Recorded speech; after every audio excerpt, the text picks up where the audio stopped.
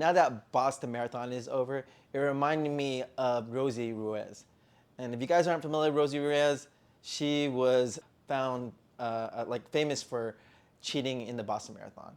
And when it happened, everyone was, who was this runner? How is it possible she actually finished? And there wasn't really a system involved to like identify these cheaters. And it got me to kind of thinking of what I ended up working on as a project of mine.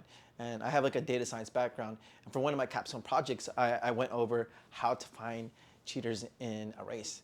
So this video is going to be how I was able to find cheaters through marathon results. When I was starting my data science journey, I was looking for projects to do. And Marathon Investigation was looking for someone to scrape data for the Chicago Marathon. So I helped them work on one of these articles by scraping that data for him.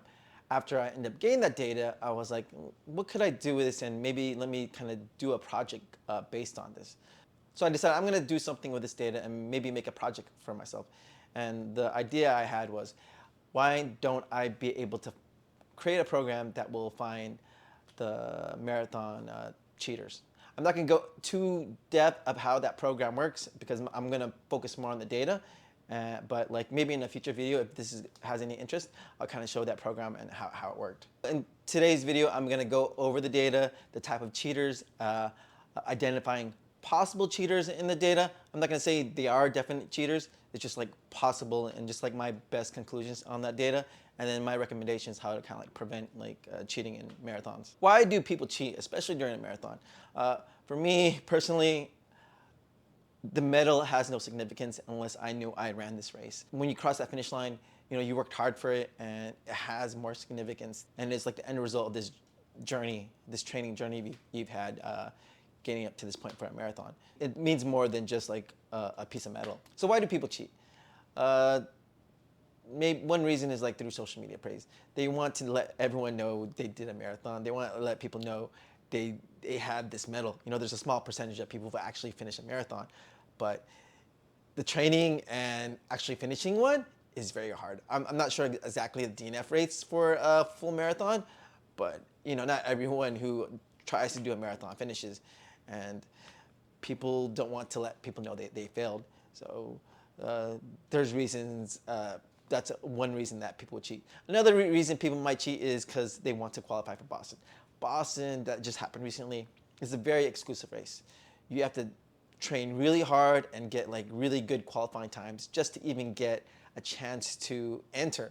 And even if you get those qualifying times, doesn't mean that you're going to be qualified for the race. It's a very elite race that, you know, it's an honor for anyone who has been able to run it, but not everyone is capable of having that kind of training or has that kind of elite status. People want to run it, but they can't qualify for it normally, so the other option is cheating. So the data I'm going to be sharing with you today is, and this is the data I scraped for Marathon Investigation, is for the Chicago Marathon. And the Chicago Marathon has over 40,000 runners. So that's like 40,000 individual results that I was able to kind of compile and, you know, study. You know, if I had to do it like the normal way, just like, you know, go through each page and copy and paste it to like a spreadsheet, it wouldn't work. So the way I was able to compile this data is by like web scraping all those pages. So the relevant data I used from that scrape data is bib number, which I'm not going to show anyone's bib number because I want to keep everyone anonymous. It's not that important to call out anyone. Sex, pace, and their finish time. I think those are the important data that I use to kind of like find out who are possible cheaters. So for the analysis of the data, I used a popular visualization tool called Tableau. I'm not going to go too detailed into it, but it is widely used for data and analytics, and it's an easy way for me to kind of like take all that data that's compiled into like a spreadsheet or Excel sheet into something that's more visual. I'm going to show you guys how all this data of all the runners looks like when I put it into Tableau, and this is the output it gave me. If you look at this, it looks kind of overwhelming, and this is kind of like, let's say, data without context. You don't really know what's kind of going on here, but this is all over 40,000 runners. Me, since I am so familiar with this data already, and maybe if you're a runner, maybe you might catch little things, but you can see certain like anomalies that it's in there. So things that are irregular than what it should normally look like. I'm going to show you this next slide, which makes it more manageable. And it's going to show you, like, let's say I'm going to give you some context to this data. So I kind of want to describe a little bit like of this visualization. On the y-axis, it's going to be your pace per minute mile. And on the bottom, it's going to be their distance at certain points. So from the start all the way to the finish.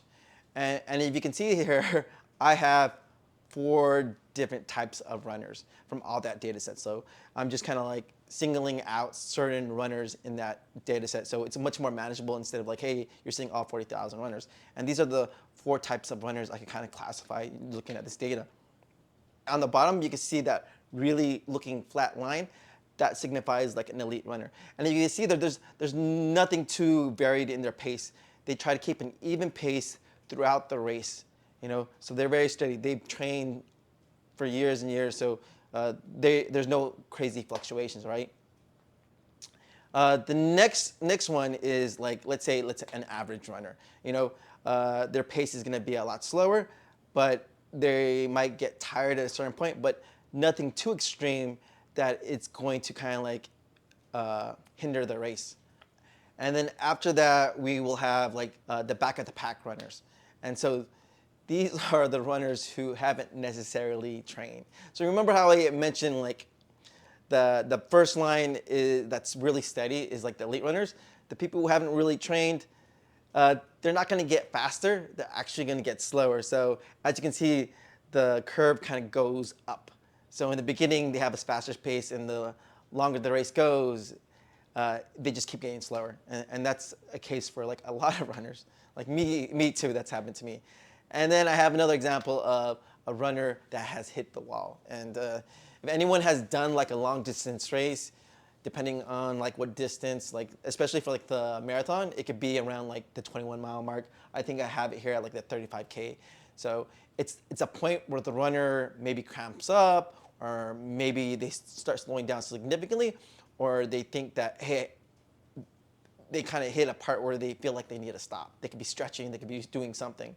But everyone hits the wall. I've hit the wall a couple times, and then you just have to kind of force yourself to kind of keep moving forward. So you can see here, once this particular runner hits the wall, he's able to kind of like gather himself together and be able to finish this race strong.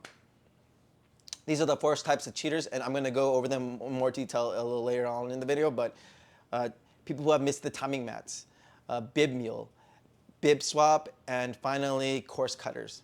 So from this data set, these are all the runners that have missed like a timing mat. And you can tell those runners that have missed a timing mat because they'll get into the 0 minute per mile pace, right? There's no any time when you're running that you're going to go 0 minute point mile pace.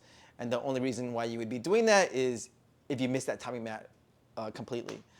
So you can see that there's like a lot of flat lines, and then it kind of normalizes, right? So these are 84 runners that have missed the timing mats from the 5K to the 10K point, right? You can see here from the 5K to the 10K, there were 84 runners who missed the timing mats. And I was like, that's a lot of runners that have missed the timing mats. Could they have all be possibly cheaters? And I kept on looking at the data, and I kept on narrowing it down. So if I can't keep going further, like from 5K, 10K, 15K, there were 8 runners who missed all 3 of those timing mats. And then I kept going down all the way up to the 20K. 5 runners missed all those timing mats. And I kept on going further. 3 runners missed the timing mats all the way up to the 30K. And then 2 runners all the way up to the 40K. And I found 1 single runner who missed the timing mats every single mat. And I was like, maybe I found my cheater. I found an obvious cheater because this person didn't have any timing mat results. And if I kind of base this just looking at the data, then I would probably remove this person from the results. But I actually kind of looked further into that specific runner and see, hey, how did she miss all those timing mats? So when looking deeper into this specific runner, I noticed like her previous race results were all very similar to what she finished in Chicago. So I looked more deep into this. I actually looked into the pictures of the specific runner. And I'm blurring the pictures out because I want to keep everyone anonymous who I found these results from. But you can see she has the medal, but looking deeper into this, and I'm going to give you guys a second to kind of look at this. Do you guys can figure out why did she have no results shown during the marathon? So I'm going to show you this article about like what happens at the New York City Marathon. A lot of people discard clothes, and then I realized, okay, now this makes sense. And I've done the same thing too. When I run a race, I'll wear something specifically just to kind of chuck, because like the more you run, the warmer you get, and you don't really need that extra clothing. So kind of looking at her picture, you could kind of see she was wearing a jacket, and the only time she actually opened her jacket was when she was like probably at the finish line or when she was showing her medal. So she was wearing her jacket the whole time, covering her medal. And it made sense, like from looking at the previous data, why there was a lot more people who didn't have the results from the 5K mark and 10K mark, because they kept their clothes on and they removed it after a certain point, and that's why their times weren't getting shown up. And I referenced this to a couple of other runners that had missed timing mat splits, and I looked at their pictures. Same thing. You can see this one runner has like a big, heavy, like kind of sweater, and then at the finish he doesn't have it. Same thing. This other runner had like a jacket, and then near the end he put the jacket around his waist, so now his bib is not being covered anymore. They weren't really cheaters. Their timing wasn't being shown because their bib was covered. Not saying that all the runners who did this are legit, but you know that can narrow it down a lot more when you kind of think of the mentality of how people run and what they do. Okay, another example of cheating in a marathon is called Bib Mule, and this is when one runner will wear another runner's bib with their bib to help them get a faster time. And this has been done to help people qualify for Boston, unfortunately. Easy way to catch this is by looking at the data. I'm going to show you here, like here is a runner where they have the same exact splits. So these two runners had the same exact splits together through every single time we met. Now I'm not going to say that every runner who has identical splits with another runner are a cheater, but there is a possible likelihood, and you might have to like look in those results. So I looked at some examples of some of these runners who have had the same exact times, and this is a pair that did have exact times, and going through the photos, you can see they were running together side by side, and you know it kind of explained why they have the similar kind of splits. I've ran races with some friends where we're running together throughout the whole race. These two runners, they are not cheaters. That's just like a normal kind of thing that people would do in the marathon sometimes. Run with another friend. Now, here's another runner who, when I was like looking up this runner and trying to find the other runner, I really couldn't find this person running with anyone else. It was just this runner, solo runner by themselves. And I noticed like both participants live near each other. The Bib Mule has no pictures with the other partner, and the flagged runner has no pictures. So in my opinion, in all likelihood, the flagged runner who has no pictures is most likely the cheater, and then the runner who has the pictures is the Bib Mule. And also, I think the times were similar to like what you would maybe qualify for Boston. The next example is called a bib swap, and this is when another runner will run with another runner's bib to help them get a faster time. And maybe it doesn't necessarily mean that it'll get them a faster time. Maybe they're not able to do the race, and instead of like having that race go to waste, they'll give it to another runner, right? That's not really legal, especially with like running, because you sign certain waivers attached to that runner, and if you're not running under that person's name, then your safety issues, because like, hey, you never agreed to the same kind of waiver processes that original runner agreed to when he did the race. So this is a little bit harder to find because You would have to really look in the images. Races would have to have some kind of facial recognition to identify, hey, is this bib associated with this face? So it's a lot harder to find. But I'm gonna give you an example that I found just like looking through the images on Chicago Marathon. Now I'm gonna show you a possible runner during the Chicago Marathon that did have a bib swap. This runner's name was Elizabeth. The person in the picture is not a female. I mean, it's possible that this runner's name could be Elizabeth, but I feel like it's highly unlikely. So this is a thing that is a common occurrence during marathons. Highly unadvised, because as soon as you are caught running in someone else's bib, you will be disqualified and you'll be prevented from running any future races. Now I'm gonna go into something called course cutters. And this is pretty obvious when you kind of think of it. It's a person who runs a race and actually shortens the course to get a faster time. And this is so easy to find in the data if you know what to look for. Here's an example of a course cutters from, I forgot, this is a race that was in China. Quite a few runners ended up cutting the course. And I don't see the point in that, because you're cheating yourself. You're doing the race to do 26.2 miles. You're not doing this for 23 or 24. You're cheating yourself when you're cutting the course. But some people, hey, if they find a shortcut, they think, let me do that to maybe get an advantage. I don't agree on this. Now let's go back into the Chicago Marathon data. And just looking at this graph, you can automatically tell, but I'm gonna go into a little more detail. The bottom line is the actual winner of the marathon.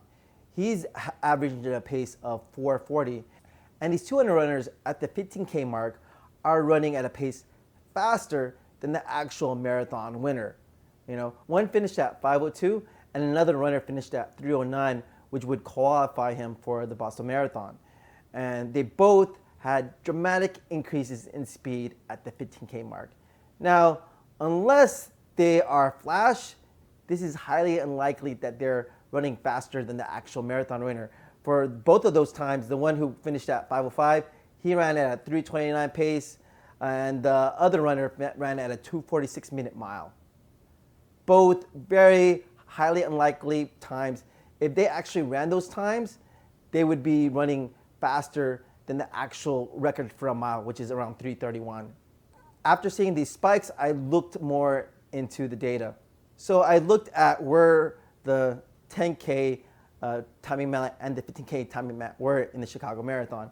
And you can see here, the 10K mark and the 15K mark were very close together. It's most likely they just went across the street, like in the other video I showed you before. And if you just walk that route, it would just take you 5 minutes. So imagine if you ran it. So you could do 5K in 5 minutes by walking if you took the shortcut. So it is my opinion that these two are definite course cutters. I showed you all the different ways people can cheat: missed timing mats, Bib Mule, Bib Swap, and finally course cutters. You know, there are different ways I think that, you know, races can kind of like fix this. It was fun looking at the data and doing this project. Me as a runner, I could already see like things in the data from just like viewing it, but kind of deep diving into the data gave me more appreciation of finding out different things with races and timing systems in general. I do feel like there should be an anomaly system that should be developed for races like this to prevent people cheating in races. I did build a simple algorithm that would detect people who would running from like the race results.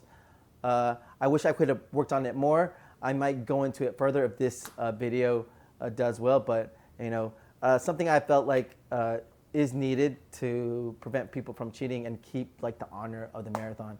I love running, and it shouldn't matter your time as long as you finish. I'm a big proponent of that. Even if you DNF, at least you tried. That's better than cheating. You know, the medal is just a slab of metal, but hey, when you cross that finish line, you actually earned it. It means that much more to you. So these are all the different forms of cheating, and I hope you enjoy this content. I enjoyed sharing this with you. So remember, we're 3 Bros Running. We're trying to bring big city races to cities across Texas.